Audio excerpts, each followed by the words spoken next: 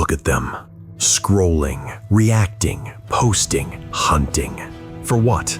A like? A share? A comment that whispers, "You are enough."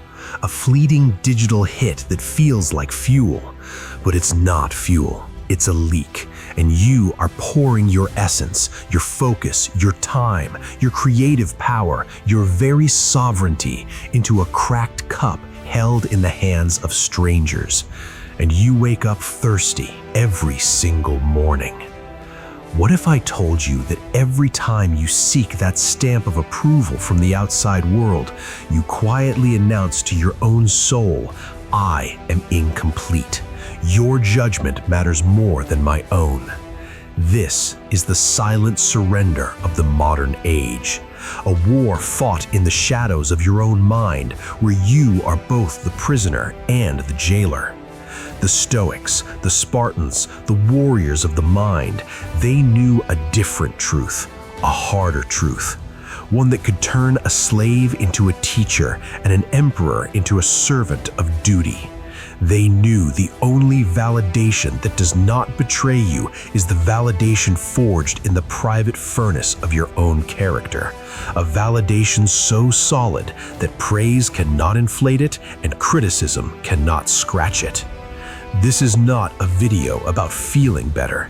This is a manual on being better, on building a citadel within yourself so unshakable that the opinions of the world become like weather against a mountain, noticed perhaps, but irrelevant to your structural integrity.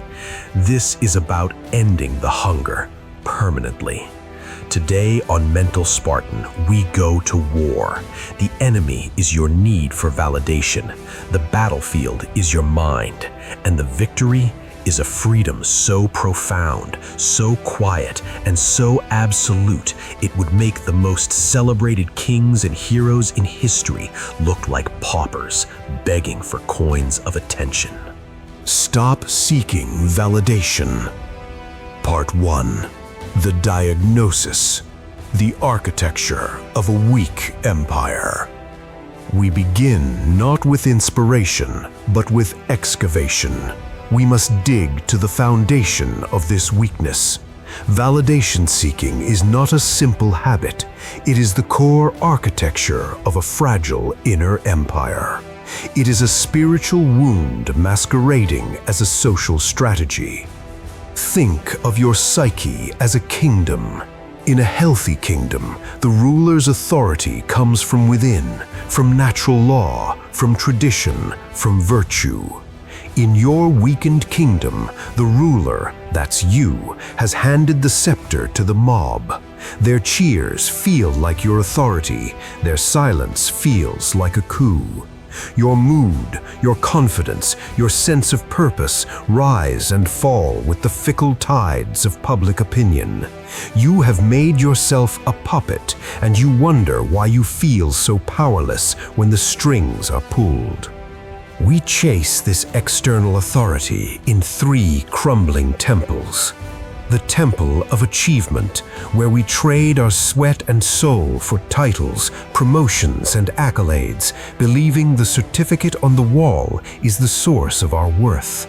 The temple of appearance, where we sculpt our bodies, curate our faces, and design our lifestyles as offerings to the gods of attraction and envy, hoping their gaze will confirm we are desirable. The temple of affection, where we contort our personalities, silence our truths, and amplify our agreeableness, trading authenticity for the warm, addictive glow of being liked, loved, or needed. Society not only cheers this, it funds it. The entire attention economy is built on exploiting this wound. But the Stoic asks the devastating question, what is left of you when the temple burns, when the achievement is forgotten, when the appearance fades, when the affection wanders? If your identity is built on that land, you are left in the ashes, a stranger to yourself. This is the first brutal truth. External validation is a hallucination of wholeness. It is drinking salt water to quench your thirst. The more you consume, the more you dehydrate your soul. You are seeking in the outer world what can only be generated and sustained in the inner world. Part 2. The Stoic Foundation, Sovereignty and the Dichotomy of Control. To rebuild, we need an unshakable foundation. We turn to the cornerstone of Stoic practice, the dichotomy of control as articulated by Epictetus, the philosopher who transformed his physical slavery into mental supremacy. Some things are up to us, and some things are not up to us. This is not a comforting proverb. It is a surgical tool for liberation. Let's dissect our disease with it. What is not under your sovereign control? The opinions, judgments, approvals, validations, reactions, and feelings of other people. Full stop. You cannot command a thought in another's mind. You cannot force a feeling in another's heart. To invest your happiness in what you do not control is to sign a contract for guaranteed suffering. It is the definition of folly. What is absolutely under your sovereign control? Your judgments, your voluntary actions, your desires, your aversions, your character, your effort, and your will. Your assent to what is true, your commitment to act with honor, your choice to persevere. This is your inviolable territory. The validation seeker is a traitor to their own sovereignty. They abandon their rich, fertile inner lands, their character, their virtue, to become a beggar in the foreign lands of others' opinions. They trade the gold of self-approval for the counterfeit coins of public praise. Marcus Aurelius, the emperor who held more power and public adoration than perhaps any man alive, had to wage this war nightly. In his private journal, Meditations, he drilled this truth into his own soul. It never ceases to amaze me. We all love ourselves more than other people, but care more about their opinion than our own. He was reminding himself, do not be the emperor of Rome and a slave to its gossip. Your court is within. The shift is not a small adjustment. It is a revolution. It is the moment you dethrone the external mob and crown your own reasoned, virtuous judgment. You transfer the seat of government from the noisy, crowded town square to the quiet, impregnable chamber of your own principles. Part 3. Forging the Inner Citadel, the Spartan Training Manual. Philosophy is the map, practice is the march. We now move to the training ground, the agoge of the mind. Here are the drills to forge your inner citadel. Drill 1. The pre-mortem of intention.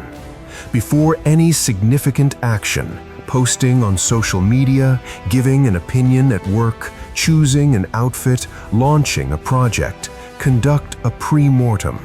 Ask, if I received zero external reaction, no likes, no praise, no acknowledgement, would this action still feel meaningful and aligned with my values? This question vaporizes hidden agendas.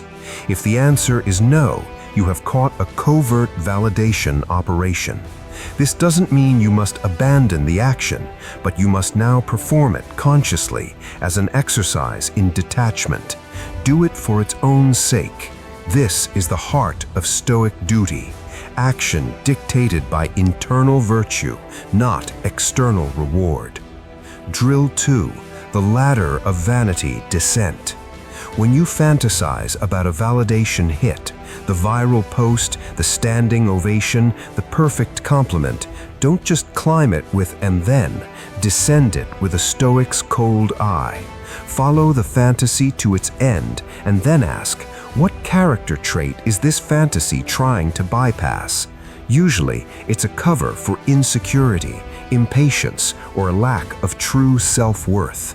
The fantasy of being hailed as a genius is often a shortcut past the disciplined, unglamorous work of becoming competent. See the fantasy as a symptom. The cure is not achieving the fantasy, but strengthening the character flaw it reveals. Drill 3. The voluntary discomfort cycle and the opinion fast. The Spartan agoge was built on systematic exposure to discomfort to build immunity. We must do the same. Go on a structured opinion fast. Level 1.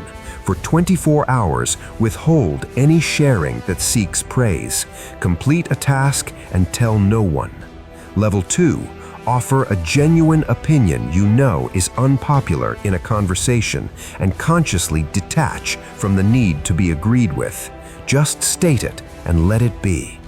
Level 3. Seek out constructive criticism deliberately on a project you care about. Not to be masochistic, but to practice receiving feedback without your ego life flashing before your eyes.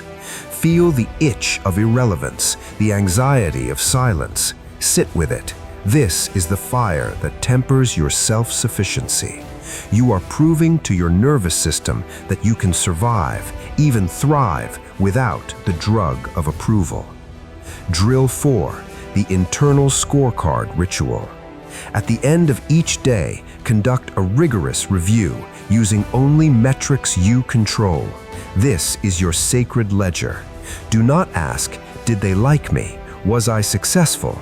Did I get recognition?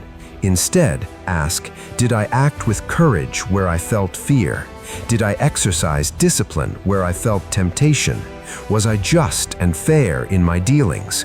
Did I do my best with the resources and knowledge I had? Did I learn something true? This scorecard is written in the ink of virtue. A day of failure in the world's eyes, but of courage and integrity in your own, becomes a victory. This is what Seneca meant. The wise person is self-sufficient, in that he possesses all within himself. He lacks nothing good. It is as if he were the universe. You are building your own universe of worth. Part 4. The Master's Mindset. Navigating the world as a sovereign. This is not about becoming a hermit. It is about engaging with the world from a position of unassailable strength. You will be tested every hour. When temptation rises to humble brag, to check metrics obsessively, to mold your words for approval, recognize it as a call to the front lines. In that moment, you have a choice: to pay the toll to the mob or to assert your sovereignty. Adopt these mental frameworks. The amused anthropologist. When someone praises or criticizes you, see it as fascinating data about their values, their perspective, their biases. It is a report on the weather in their internal climate. Thank them for the data, if useful, but do not confuse their weather report with the climate of your own soul. The invulnerable discourse of Epictetus. Remember his response to insults. If anyone tells you that a certain person speaks ill of you, do not make excuses about what is said, but answer, "He was ignorant of my other faults, else he would not have mentioned these alone." This is the ultimate power move. It assumes your own self-awareness is so complete that an insult is merely a partial list. You are the curator of your faults and virtues, not them. The focus on contribution, not impression. Shift your fundamental question from "how do I appear?" to "what value can I contribute?" The warrior's mind is focused on the objective, on the duty, on the service. The need to look like a warrior dissipates when you are doing the work of a warrior. Your energy flows into the action, not the mirror. Imagine the freedom that emerges. It is not the freedom of indifference, but of alignment. You speak your truth because it is true, not because it is clever. You create from a place of abundance, not scarcity.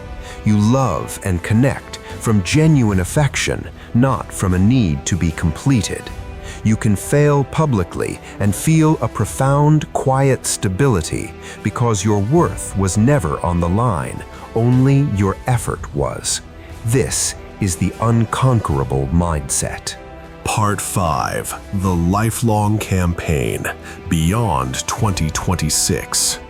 This is not a fix. This is a permanent orientation. The world's machinery will never stop trying to hook you.